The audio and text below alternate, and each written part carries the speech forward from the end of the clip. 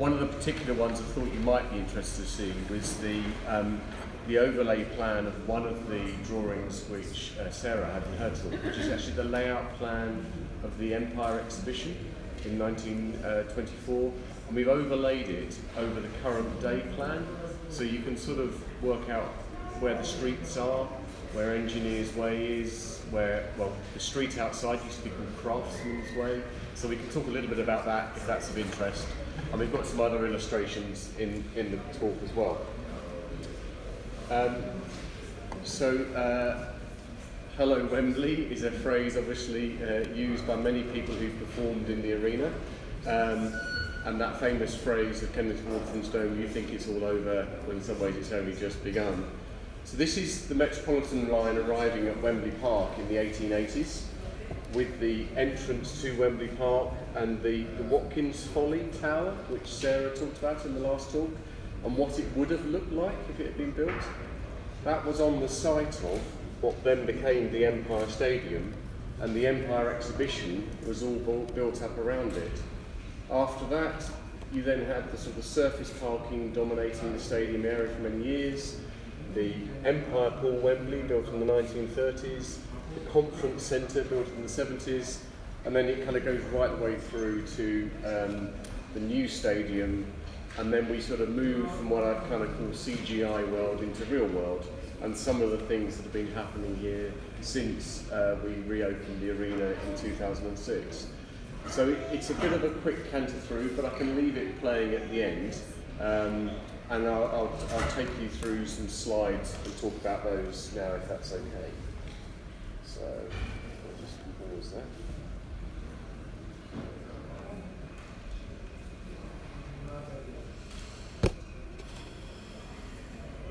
Okay, so that's me, just to prove that I am who I say I am. I thought this was quite nice actually. This is one of the street signs from the 1930s.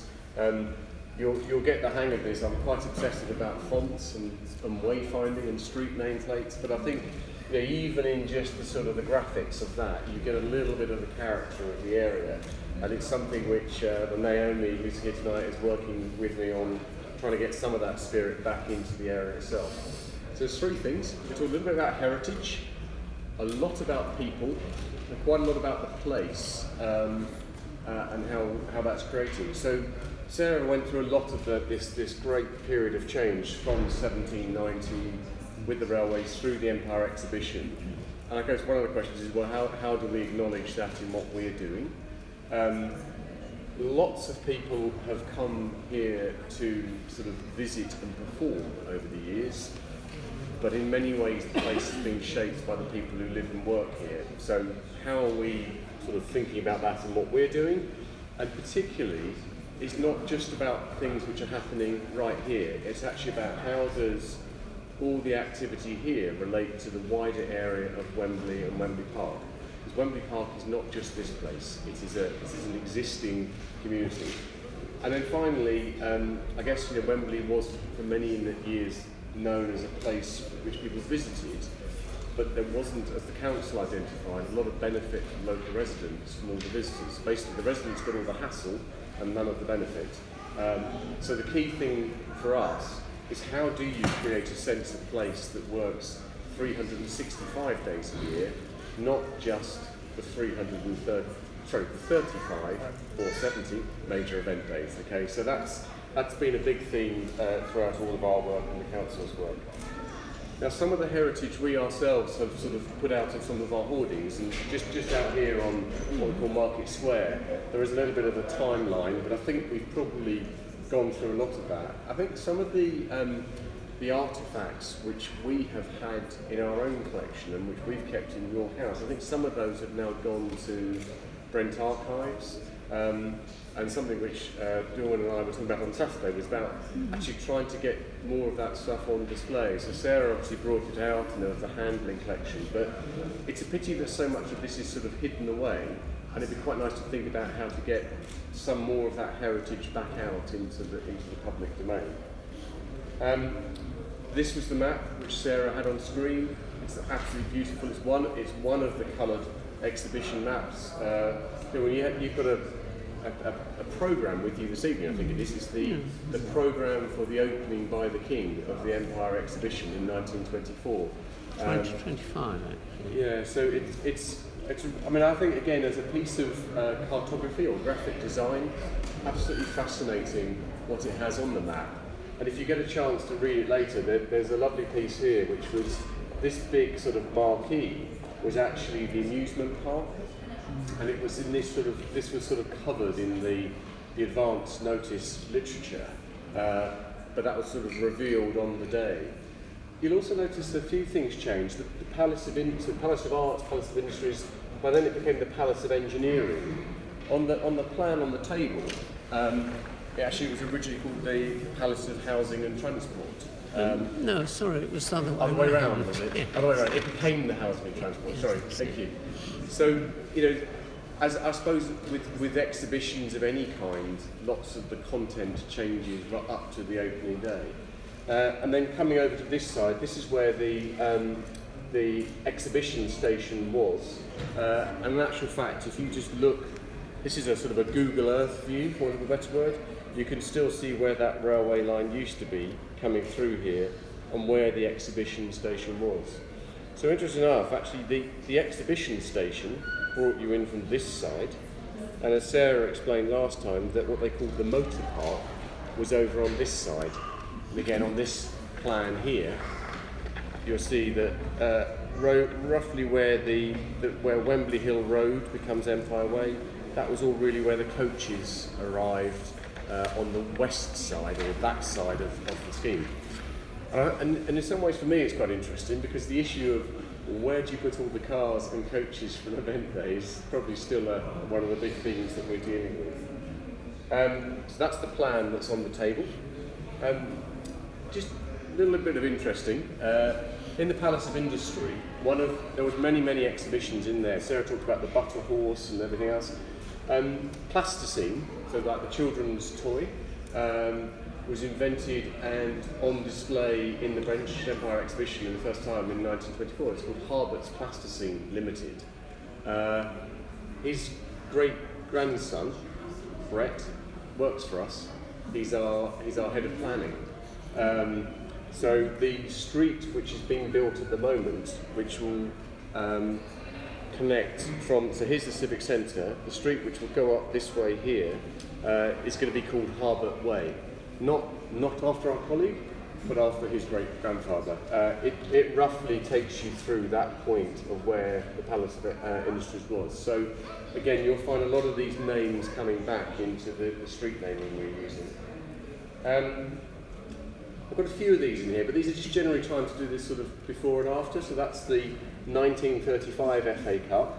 So by then the Empire Pool Wembley had been built. But remember, its front entrance was actually on the other end. This was actually the outdoor paddling pool, but the actual entrance to Wembley Arena was that end. And we've tried to get it roughly from the same angle, not quite matched. The arena is just behind the stadium, and obviously we're standing in the Civic Centre. That was the image of the stadium, which I think Sarah might have shown this, but this structure here was the reservoir up on the top of the hill. It's roughly where the red multi-storey car park is now. And indeed, some of the things we're still finding are the big water pipes. They're redundant and unused, but which fed down from that reservoir on the top of the hill. And again, people need to remember that the stadium sits right on the top of the hill, which I guess is why Watkin found it such an attractive place to put the tower in the first place.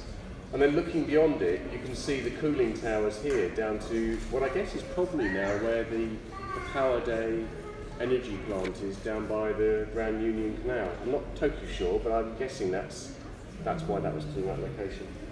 But I quite like this image which we found, which was the new Wembley. This is the old new Wembley, if that makes sense, and extolling all the virtues of the new facilities and the new roof and all that sort of stuff. So this process of continuously updating and improving things has been going on for a long time. Now, jump right forward. I'm thinking this is probably about 1990s. I'm not sure, but it sort of reminds you what the area around the stadium was like.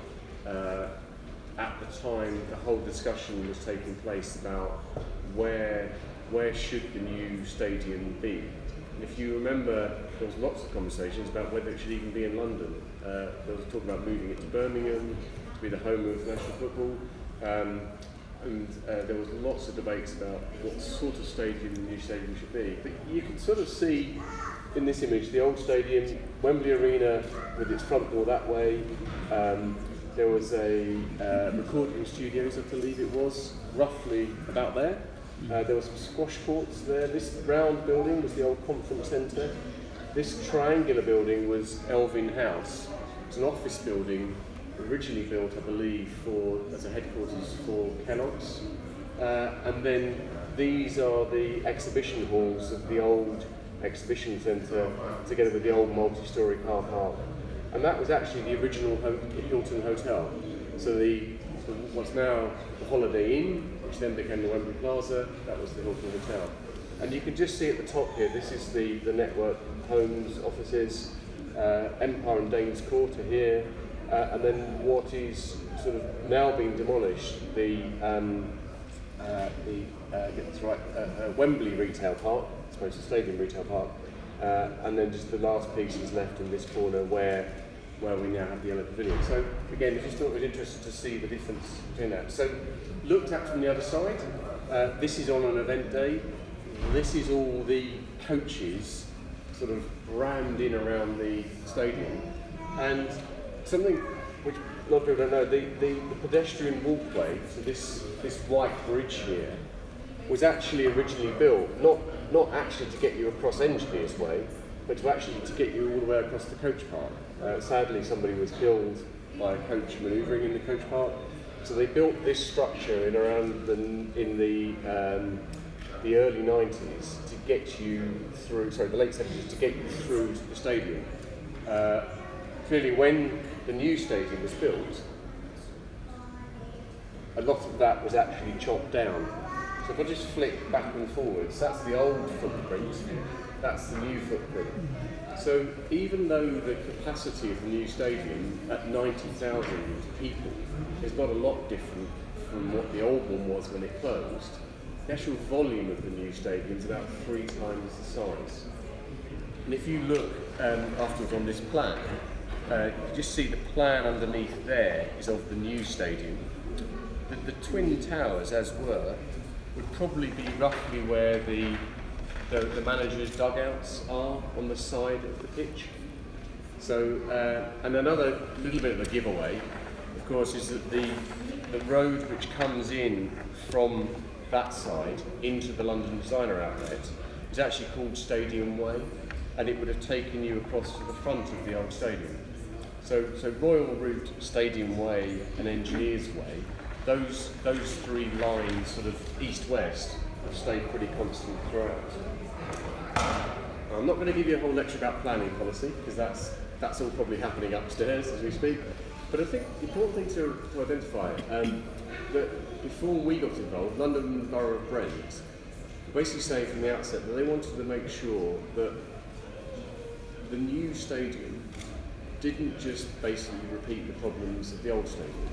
So right from the outset, there was planning policy which said, well, how can we make sure that some of those problems are mitigated, particularly the crowds, the traffic, but also make sure that the stadium brings added benefits to the people of Brent. So this is the council's document. There are various objectives set within here. Sometimes it's quite interesting to look at these pictures and see whether you could take that photo here today. But there was an awful lot of work done by the leadership of the council to make sure that this place worked 365 days a year, as I said. So one of the key things was this concept of what they called the 3-station strategy. So linking Wembley Park tube station, down Olympic Way, down the boulevard, to Wembley Stadium station, up the high road to Wembley Central. You remember that there was no diagonal route through here until about 3 or 4 years ago. So that was always a key part of this whole process. But over the course of the last 12 years that I've been working on this project, there have been a number of different plans drawn, approved, changed, policies being tweaked or adjusted. You know, the Civic Centre was never envisaged to be here on this site, so it's quite a flexible plan to take on board new opportunities. But some of those core principles have remained throughout the whole scheme. It's also part of a much wider area, so it's not just the immediate area where we are, but it does stretch from the Ealing Road right the way through to basically down to IKEA and Tesco, so it's all part of this wider regeneration area. So that's a sort of footprint plan of all the buildings, and this is, I suppose, you could say it's like a new map. I mean, I think sometimes it's probably a bit easier to read it on that, but that sort of shows what life will be like in about, I guess, probably about 2025, 2027, so another 10 years or so. This is the River Brent, the Wiltstone Brook, travelling out to Welsh Harp, and there may well indeed be other things coming forward in this area, but that's not part of what we're involved in at the moment.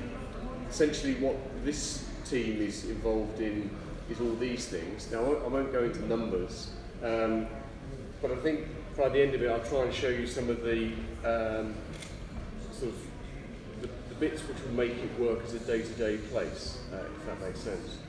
So the first thing we did, just going back to the heritage, was obviously to refurbish Wembley Arena. And we say turn it round, but in actual fact it was to bring the front door to this end. And so where the old paddling pool was, became the front door.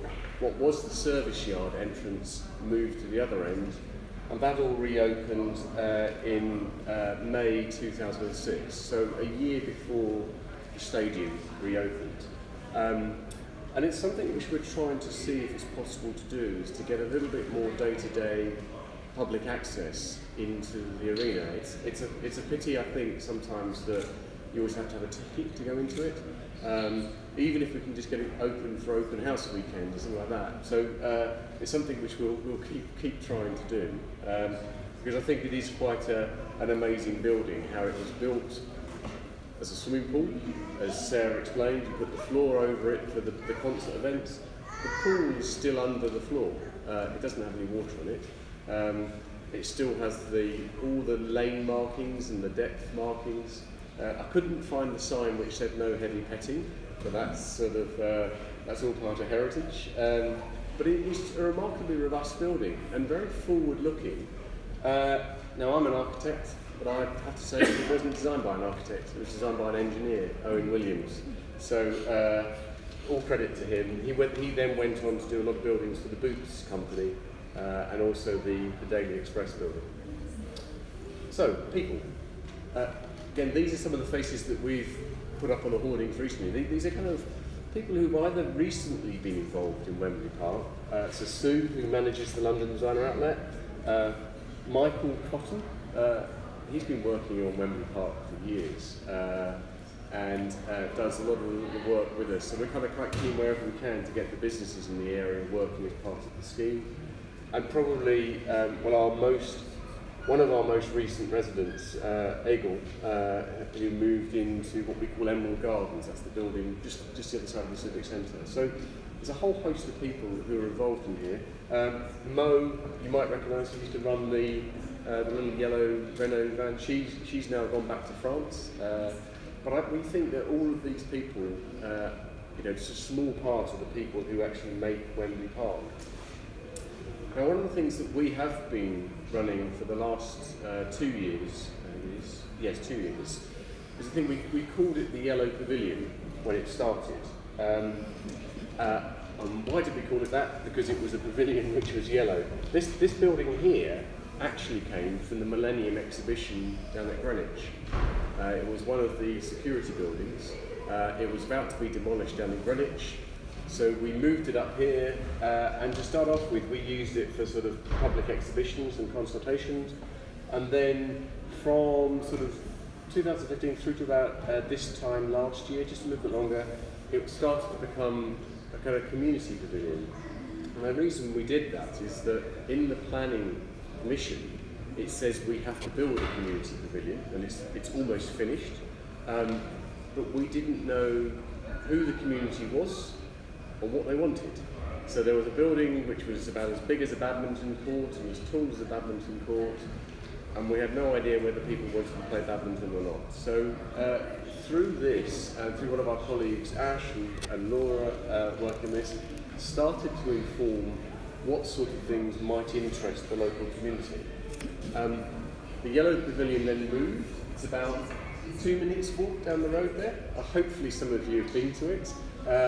These are some pictures of the building, but more importantly, some of the activities that have been going on there. There's quite an active programme going on there. And I think these are from some of the open mic night events recently. But I suppose one thing that's worth having a think about, this is a picture of the new yellow pavilion, if I can call it that. So we're here in the Civic Centre. It's actually physically being built here in the building we call it Alto. So next, yep. So literally just out the back here. So basically, this picture, you're almost standing, I suppose, at the back of Fountain Studios. And Naomi and colleagues are working on this project at the moment. So very kind of keen to find out what things might be of interest, so that we can actually physically shape the space before it comes into life later this year, I think, isn't it? Yeah, so towards the back end of this year. So again, an important part of the project overall. And then that's matched with some of the activities. Laura's running the skills programme. It's a mixture of skills in relation to construction, but also retail academy and things. So some of these are just some of the events. Kids love Lego, or Duplo, so it's all sort of a good part of that. So there's quite a lot going on other than the cranes and the bricks and mortar. So the third thing I just wanted to talk about as well is what we call place. Now, there are an awful lot of different planning applications which go to make up what we're doing here. And lawyers and planners, they love it, they all have red lines around them. And sometimes you kind of think, well, how do they all fit together? So if we just take all the red lines off, I've turned the map upside down. So this is, it's kind of that way up. Okay. Now again, this is a map which was done for the British Empire exhibition. For those people that arrived from Wembley Park station, you naturally sort of turn the map upside down to present it a bit like a sat nav would do there. It's called heads-up wayfinding. And we think it's quite interesting because a lot of people who come to Wembley, they do experience that sort of ceremonial journey to the stadium and back. And it's sort of slightly odd really, because anywhere else on any other project where you had a south-facing, sunny terrace with lovely views looking towards Ealing and Hanger Hill and Richmond Park, that would be the best part of the site. Yet for many people, it's the back side of the stadium, which they never actually get to. So again, interesting to sort of see how sometimes life at Wembley Park sort of is turned upside down a bit. So we took this as a clue. That's the same drawing turned upside down, and did this sort of diagram to try and explain, I suppose, what 365-day life is like at Wembley Park. So where we are now, in the Civic Centre, with the arena, it's sort of, you could say this is the civic and cultural part scheme. So the library, the learning resource centre, everything which is provided by the council in this location. You go further down the boulevard, it's the shops of the London Designer Outlets, it's the offices, it's the places where probably people are going to be working more than living. Coming over to this side, the far side, so beyond the headway, you may have noticed now there's a lot of diggers there digging up things. There's a 7-acre park being built as part of the master plan, with flats overlooking the park, and then hidden under those buildings are some of the coach parks as well. So all those coaches you saw in the aerial view of Wembley, those will all be hidden out of sight in the final arrangement of things. So we sort of gave this title sort of Park Life. As a colleague sort of said, Wembley Park, as you imagine it before the Empire Exhibition coming here, was a big park. I think I'm right in saying King Eddie's Park was effectively built to make up for the loss of Wembley Park when the Empire Exhibition came here. So we're sort of going full circle. So what would that be? From 1920 to 2020, 100 years to put the park back in Wembley Park. So again, that's been a kind of quite a big part of what we're doing in our own thinking. Now again, some of these before and after pictures are quite interesting. This one is currently on the hoarding just around the corner here, so that's sort of 2002, 2016. And there's a few of these, I won't sort of dwell on them, they're all taken at different stages, but this is 2005, so the arena is being refurbished, the stadium's under construction. You can still see the conference centre in its location, and as best as we could match it, that location there. We did for a while on our website, I don't know if they're still there or not actually, we had these sort of images, you could sort of slide the bar across from one side to the other to sort of compare the before and after. Again, looking from the west, so again, you can see all the work going on to build what's now Forum House on that site there. Quadrant Court is about here, so the little Tesco's is right on the corner, just there. And this road here is what I call Stadium Way. So that's the one that originally went through to roughly line up with where the Twin Towers are. Royal Route is still exactly where it was. It's the bridge across the boulevard down there, and I'm guessing it was the route by which the royal family arrived to open up the exhibition. Again, looking, so this is sort of hovering over where the Civic Centre sits here now, where the Palace of Industries was. This is the beginning of Arena Square being built, and what you could see here, underneath the square, there is a huge water tank. It's what we call an attenuation tank. So all the water which runs off all the hard surfaces is captured in a tank underground and then gradually, slowly released so that you don't flood the Wilson Brook. It was suggested by somebody, well, wouldn't it be quite nice if you could sort of run that water into the tank under Wembley Arena and then let it go? But, you know, the engineers' nervousness about using old structures, but, you know, it's a 90-metre long attenuation tank, so it's sort of longer than an Olympic swimming pool. But all of that, what we call infrastructure, which goes on below the surface, hopefully by the time it's all finished, you're not really aware of it, it's just happening there. One of the other things you might be aware we've put in is in between the Hilton Hotel and the student Raffles building, there's a sort of a shutter, and that's where all the refuse and waste from all of these buildings is transported by an underground refuse waste system. So sort of on that side of Engineers Way, you shouldn't really ever see a dust cart collecting the bins. I mean, you'll see the guys emptying the litter bins, but there's no, because all it has to do is go to that one location, and all the refuse from Forum House, Quadrant Court, the Hilton Hotel, it's all sucked underground to that location. And that system will actually cover all of the properties on that side of the road.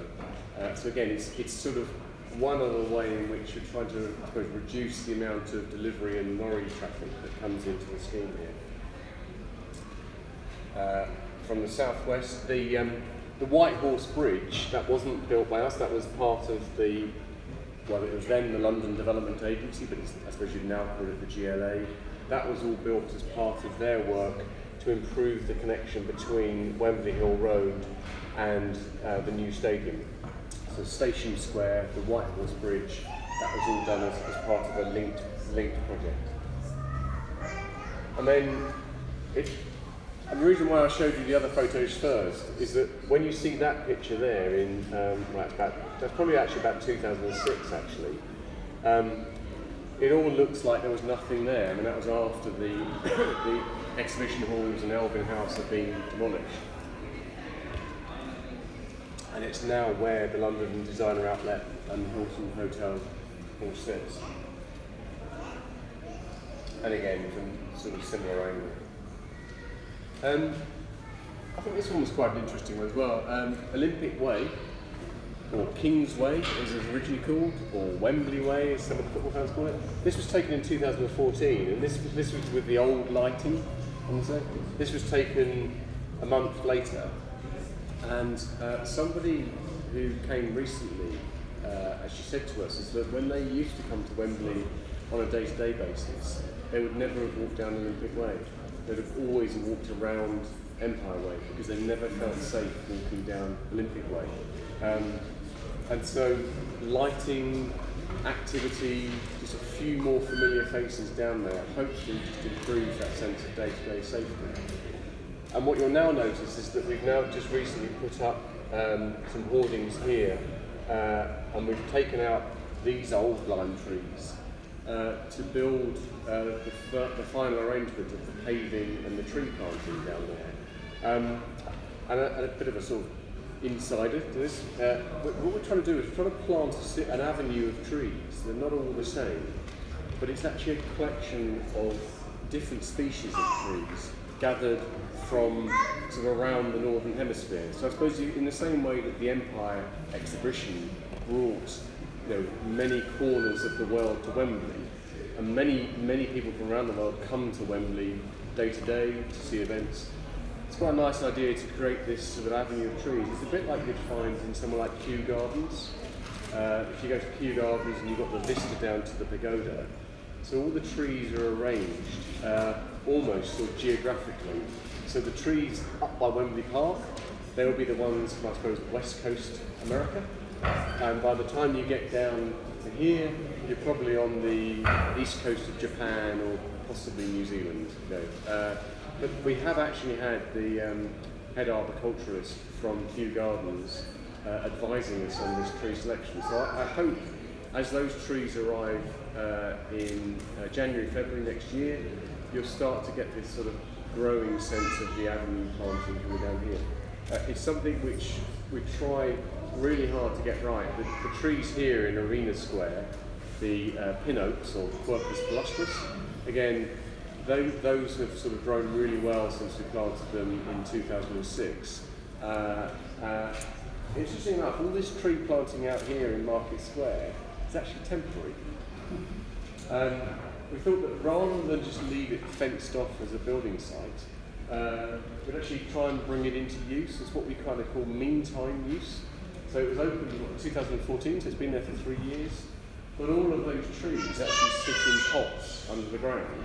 The reason we've done that is so that as and when we come to reconfigure this area, you can literally lift those trees up and take them to a new location. And I was saying to somebody just before we started, that we found this historic photo. When they built the Empire Stadium, of course there was a lot of mature woodland planting on the original site. And so we found this picture of these guys lifting up one of the old oak trees and repositioning it. The only difference then was that they didn't have to have any hard hats and high-vis jackets on. It was all sort of cloth caps and tweed jackets and things. But again, I find it quite interesting that things which were going on in the 1920s still going on here today. Just a little bit about those coaches and cars. Basically, in the final scheme of things, most of the coach and car parking for the event day is kept to that side of Olympic Way. The idea being then that if you come in from the North Circular, you come to these car parks and coach parks and you go out that way. So it's always been the ambition of the council to try and make sure that less of the traffic comes this way through the residential streets and more of it goes that way. Of course, it varies hugely depending on what's happening at the stadium. At the weekend we had sort of Chelsea, Tottenham, so a lot of people would probably come by public transport.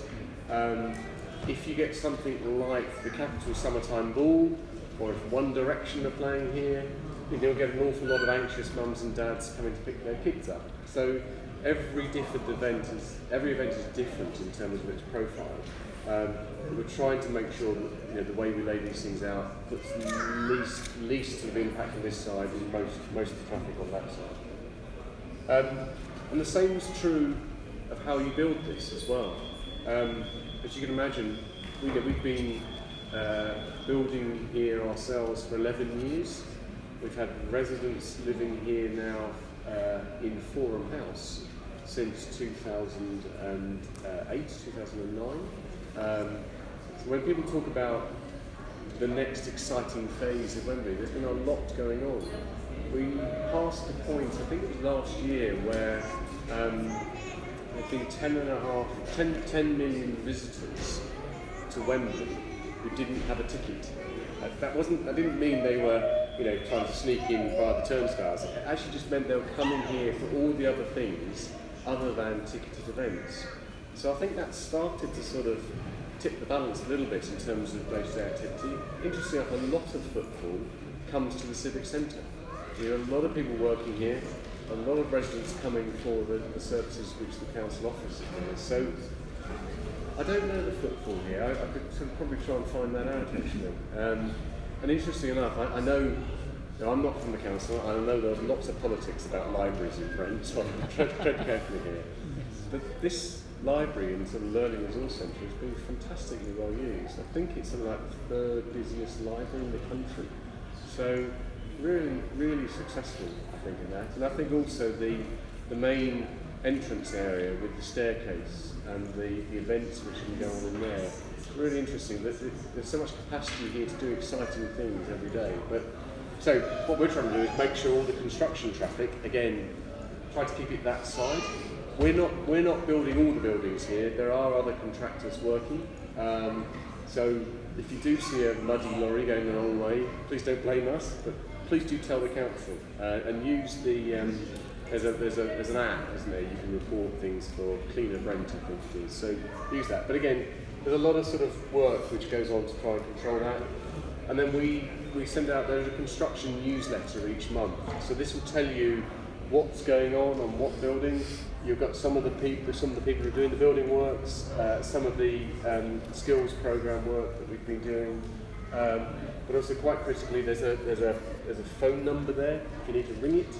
Not everybody does the internet, and also we're trying to explain which contractors on which different locations. So again, all of this is trying to make sure that the place that has so far been created isn't spoilt whilst we're finishing off building the rest of it. We had an interesting call at the weekend actually, with one of my colleagues, and somebody from the stadium rang up and they said, there's a big, what's called a piling rig just there, that big tall thing with a corkscrew on it. Could we move the piling rig because it was spoiling the BBC's coverage of the FA Cup semi-final?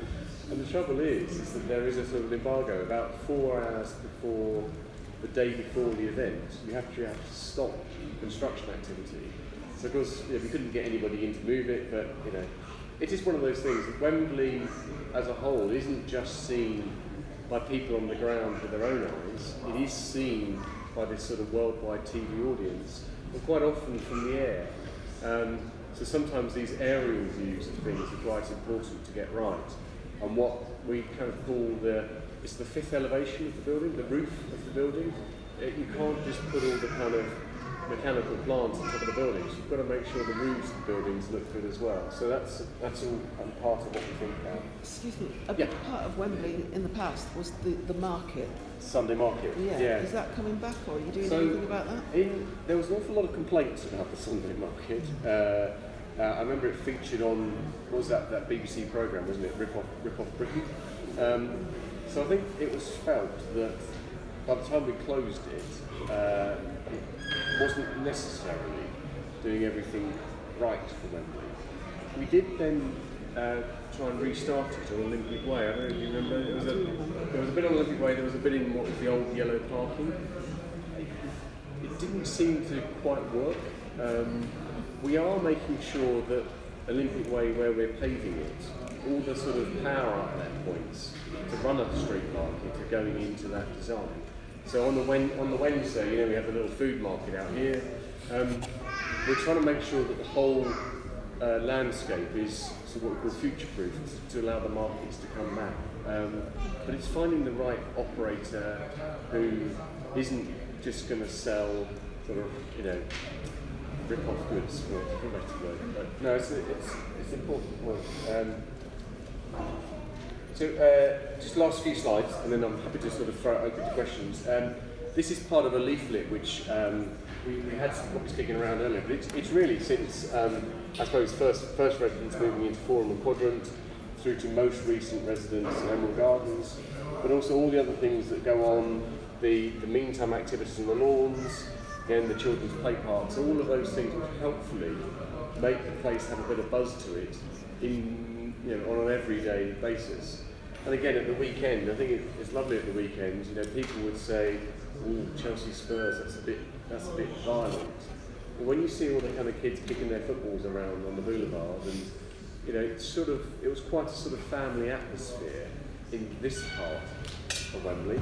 I'm not saying it was necessarily family up by the Green Man or the Torch, but then in a funny sort of way, that's what segregated drinking does. It becomes quite tribal, for want of a better word. But hopefully around here, it's a sort of a safer place to come on every day. So this is just some of the things we're doing. You may never have been able to go inside the Emerald Gardens building, but inside it, there's a big residence garden. All the residents can get to it. There's actually quite a big pond in there as well, so it's all part of that sort of, I suppose, little secret world inside there for the residents. Some of the flats we're designing at the moment, they'll actually be more like loft living, so they'll have bare ceilings and things like that. So we're trying to make sure there's quite a big variety of different types of places to live here. The building, which we just started to build over on the other side of the park, we called it Canada Court. The reason why we called it Canada Court as a working title is because it's exactly where the Canada Pavilion was. It might not be called that by the time it's finished, but we find it's easier to call it that than some funny plot number or something like that. But it has a big garden in it, and that garden will have like a playroom, children's playroom, a little water park, a little boat. It even has a little dog exercise area. But underneath all of this garden is all the coach park. But as a resident, you're just completely unaware of that. It'd be a bit like being in in the SSE Arena Wembley, and not realising that underneath you was a big swimming pool. So we're sort of trying to make sure that all of these things are being thought about in the design of the buildings. There's a whole team of people here who look after the buildings and look after the public realm as well. And we're really pleased to say that this most recent building is 100% occupied. So there are no empty flats. There's nobody, to our knowledge, who's bought a place as an investment property and then left the lights off. And the team who run it, our TP team, do a number of sort of social events within that as well. Actually, I should have asked at the start, does anybody here live immediately adjacent to where we are, or are you residents from the wider Wembley area? Forum House. Forum House, okay, sorry, so look, we should be up here talking about it. I've been there from the start. You've been there from the start, okay, well I hope I haven't lied in anything I said so far. Okay. Alright. One of the other little, it sounds like a really odd little thing this, but obviously when people move in and move out, you have a removal van or whatever else. The thing we've noticed is that when we started doing these buildings, people would have probably had one delivery every other week or every 3 weeks from home deliveries. And of course now with Amazon and all these other home delivery networks, some people are getting 3 of these things a day. So how do you, now interesting enough, the Palace of Industries, just before it knocked down, was actually being used by one of those white van companies, wasn't it? Yeah, courier companies, that's right. And sometimes in the morning, at 8 o'clock in the morning, you'd get a traffic jam of white vans queuing to pick up all their stuff. So it's sort of thinking about how you accommodate this change in lifestyle is something which we're working into all the buildings as well. And then some nice words from some of our residents. Very sweetly, Aigul, who was in that picture earlier on, you might have noticed she was pregnant at the time of that picture. So their baby was born in Emerald Gardens, and we saw her at the weekend actually. She popped into the planning consultation we were running, And so it's just kind of nice to see children who've grown up in it. Actually, I do know an architect who lives in Quintain, and he said that when he moved in with his wife, there were no children on their corridor, and within about 18 months to 2 years, the corridor was just like a nursery because everybody was scooting up and down it. I don't know whether It's been the same farmhouse. Yeah, yeah. Well, that relates to my job because I work here and I work in school planning. Right. And so I'm here to find out where the schools are going to be because Yeah. children will be born and they will grow up. And I know there is a plan for a primary school up there. There is, yes. So by York House, just here on the car park side, Yeah. that's where it's a three-form entry primary school. I mean, some people say, well, why didn't you put that on the park? Well, of course, for quite a while, that's going to be a construction site. But also, that school isn't only here to serve this growing population, it's also here to serve an existing need as well. Because all our schools are full at the moment. All the schools are full. Although the population is going down a bit, but there are some places. It constantly flexes, isn't it? So having it next to the bus routes also means it can be, you can get to it from the wider area as well. And one of the things we're also conscious is that there are some people who still drive their children to school.